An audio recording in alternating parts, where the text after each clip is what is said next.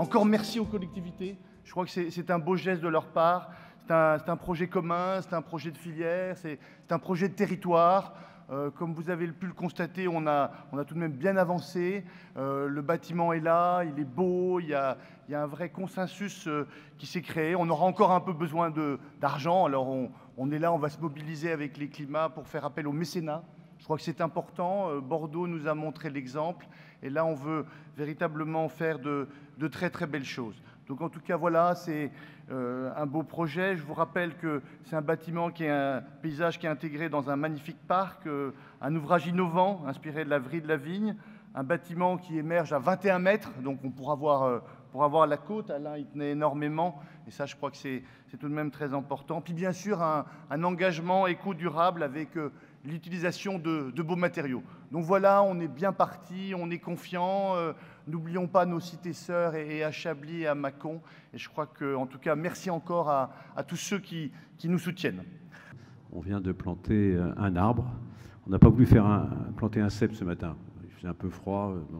Et par contre, ce dévoilage de ce que sera la Cité des Vins, c'est aussi tout un symbole, puisque c'est toute la grande famille de Bourgogne qui est réunie. Heureux d'être là comme président du département de la Côte d'Or, d'abord pour vous dire qu'on est très fiers de cet événement à portée mondiale, et d'autant plus heureux qu'il va y avoir un millésime, vous l'avez vous-même décrit comme étant un millésime d'exception. Et donc c'est une heureuse journée pour nous tous, d'abord parce qu'il y a cet événement mondial, mais aussi parce qu'il y a un autre événement de grande importance, c'est que nous avons planté cet arbre, tu l'as dit, pour la cité de la vigne et des climats. Vous savez que nous sommes reconnus au patrimoine mondial de l'UNESCO et que cette cité va être un lieu de découverte, d'appropriation aussi de cette histoire qui est singulière pour la Bourgogne, avec ces fameux climats. Et donc nous sommes les héritiers de cette histoire et on la porte dans un monde où parfois on cherche à faire de l'amalgame entre la consommation de vin et puis la lutte contre l'alcoolisme, ce qui n'a pas de sens parce que, évidemment, on incarne un art de vivre.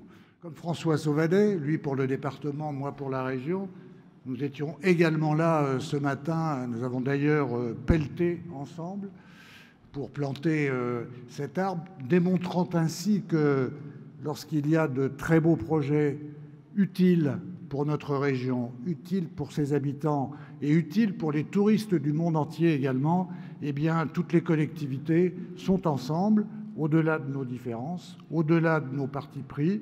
D'ailleurs, en général, nous sommes souvent ensemble dès qu'il s'agit d'un projet de territoire, et nous l'avons fait ce matin. Je voulais vous dire que, mais je pense qu'un certain nombre d'entre vous que je vois, que je connais ici, alors que je crois être le seul franc-comtois de l'Assemblée, me semble-t-il. Non, il y en a un autre, très bien. Eh bien, nous sommes deux. Eh bien, je voudrais vous dire que la région Bourgogne-Franche-Comté, cette grande région, nouvelle grande région, est aux côtés de nos vignobles. C'est la raison pour laquelle nous soutenons la Cité des Vins, nous soutenons fortement les climats de Bourgogne, et j'espère que demain, nous soutiendrons également une prochaine Cité des Vins dans le Jura, et que l'alliance entre ces deux vignobles, dont l'importance n'est pas la même, vous le savez, permettra de constituer ou de contribuer à la création de cette identité régionale, de cette nouvelle grande région différente dans ses paysages, différente chez ses hommes, mais ô combien identique dans ses valeurs. Voilà, alors puisqu'il faut parler d'argent, et derrière le président du département, nous aussi, nous mettrons 2,5 millions. Je suis heureux de savoir que le département se met à notre hauteur. Peu importe le montant. On se met au même niveau. Oui, tout à fait. Mais peu importe finalement le montant. Ce que je crois, c'est que l'ensemble des collectivités sont autour de ce projet, sont auprès de vous, monsieur le maire et président de l'agglomération, pour que notre région se développe et attire toujours et encore plus de touristes du monde entier. Merci.